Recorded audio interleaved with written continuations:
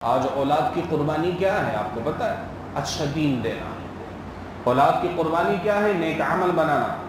ایسے اولاد نہیں پیدا کرنا کہ راستوں گلی کوچوں میں لوگوں کو گالیاں دیتے پھرے. ایسے اولاد کی تربیت ہم نے نہیں کرنی. یاد رکھیں، اولاد کی تربیت اللہ نے تیرے اور میرے ذمہ لگائی ہے. اس کی قسمت کا فیصلہ اللہ کے ہاں ہے، ہم اس کے ذمہ وار نہیں ہیں. رزق ہم نہیں دے سکتے، تربیت کی ذمہ داری اللہ نے ہمارے اور آپ کے ذمہ رکھی. اب میری اولاد نافرمان ہے میری عدم تربیت کی وجہ سے، قیامت کے دن حدیث میں آتا ہے اپنی رعایا، میری اولاد میری رعایا میں حکماً موجود ہے. اللہ قیامت کے دن اسی اولاد کے متعلق مجھ سے پوچھے گا، اللہ بتا کتنی تربیت کی. اپنی بیوی کے متعلق پوچھا جائے گا، بتا کتنی راہ پر لایا. اپنے ماتحت لوگوں کے متعلق پوچھا جائے گا، بتا کتنا تم نے ان کو اور سیدھے راہ کی طرف گامزن کیا. یہ قربانی ہے. یہ قربانی دو گے وقت تب پتہ لگے قربانی کہتے کسے. جس نبی نے اپنے بیٹے کو چھری کے لیے لٹایا، تفسیر کشاف میں آتا ہے زمین اور آسمان کے اندر جتنے بھی مخلوقات ہیں انسانوں کے علاوہ، ساروں میں اندر چیخ پکار بے چینی سی. فرشتوں کی آسمانوں میں آوازیں بلند ہوئی، یا اللہ ایک نبی دوسرے نبی کو ذبح کر رہا ہے. یہ قربانی کا مفہوم سمجھایا جا رہا ہے کہ باپ نبی ہے، بیٹا بھی نبی ہے، اس کے نام پہ جو اللہ ہے اس پہ قربان کیا جا رہا ہے. اے امت محمد صلی اللہ علیہ وسلم، یہ تمہیں مفہوم سمجھایا جا رہا ہے اللہ کے دین کے لیے اپنی اولادوں کو قربان کرو. دین کتنا سمجھایا، کتنا پڑھایا، قیامت کے دن پتہ چلے. ہم کسی جگہ پہ رہتے تھے، سرکاری جگہ تھی، والد صاحب ہوتے ہوئے، تو وہاں پہ ایک ڈاکٹر کی تشکیل ہوئی تھی، 4 ماہ میں چل رہا تھا. تو وہ اپنی کارگزاری بیان کر رہا تھا، اور کراچی کا ڈاکٹر تھا. اب مجھے صحیح طرح یاد نہیں، لیکن بڑا مایاس، بڑا مشہور ڈاکٹر تھا کراچی.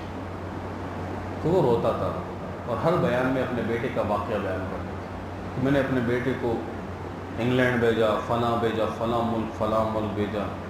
یہ میں نے خود سنا ہے، میرے سامنے کی بات ہے. کہتا ہے سب کچھ برابر کر کے واپس آیا. تو وہ کہتا تھا رستے میں بھی کوئی دیندار آدمی جاتا، کوئی تبلیغی جاتا، کوئی تصوفی جاتا، کوئی عالم جاتا، کوئی طالب علم جاتا. تو میں کہتا تھا یار یہ کیا فضول قسم کے لوگ. یاد رکھو جو دین کے خلاف کھڑا ہوگا 2 باتیں ہیں. اگر اللہ نے اس کی تقدیر میں ہدایت رکھی ہے کہ جس دین والے سے یہ نفرت کرے گا اسی دیندار کو اللہ اسی کے اندر شفٹ کر دیں گے، یہی بنے گا وہ دیندار. اور اگر دوسری قسم میں آیا تو پھر اللہ تبارک و تعالی جو ہے ایسے تباہ و برباد کریں گے کہ ابرہا، فرعون و نمرود کی تباہی کم پڑ جائے گی. پھر اللہ ایسے تباہ و برباد کرے. تو اس کو اللہ نے پہلے والی ہدایت دی. اس نے کہا میرے بیٹے کو کسی مچھر نے اس میں کاٹا کراچی، اور کاٹنے کے بعد جو ہے اس کو وہ بڑھتا گیا یہاں تک ایک ڈاکٹروں نے جواب دے دیا کہ اب یہ بچے گا، اس کے اندر سب کچھ فنکشن ختم.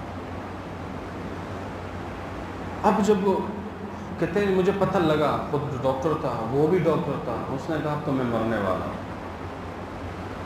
تو اس نے کہا میں نے اپنے بیٹے کو آواز دی کہ فلاں، تو وہ منہ نہیں اس طرح کر رہا، منہ اس طرح کر، ادھر سے آواز، منہ اس نے اس طرح کیا. سنو غور سے. میں اگر ابراہیم علیہ السلام، اسماعیل علیہ السلام کا واقعہ پورا بھی نہ سناؤں آپ کو آتا ہے، لیکن قربانی کو سمجھے. قربانی صرف جانور ذبح کرنے کا نام ہے. تو وہ کہتا ہے میں نے بڑی دیر کے بعد جو آوازیں دی اس نے منہ اس طرح کیا تو اس کے آنسو جا رہے تھے. کہتے ہیں ابا جان آپ نے مجھے ڈگری کے لیے فلاں ملک بھیجا، لیکن آپ کو پتہ ہے میں مر رہا ہوں، مجھے پتہ ہے میں مر رہا ہوں، لیکن آپ مجھے بتائیں جس جگہ مجھے جانا ہے مجھے آج تک نماز تو کیا اپنا کلمہ تک یاد نہیں، کس کلمے پہ میں نے مرنا ہے. کہتے یہی باتیں چل رہی تھی میرے سامنے، اس کی روح اللہ نے قبض فرمائی اور اس کی روح پرواز کر گئی. کہتے وہاں سے میری زندگی بدلی ہے.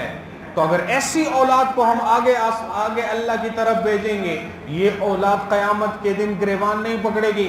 کتنا دین سکھلایا، میں تو نہ سمجھتا، تو نے کتنی سمجھ مجھے دین کی دی. یاد رکھیں اپنی اولادوں کو دین کے لیے قربان کرنے کا مطلب یہ ہے اس کو دین سمجھائے.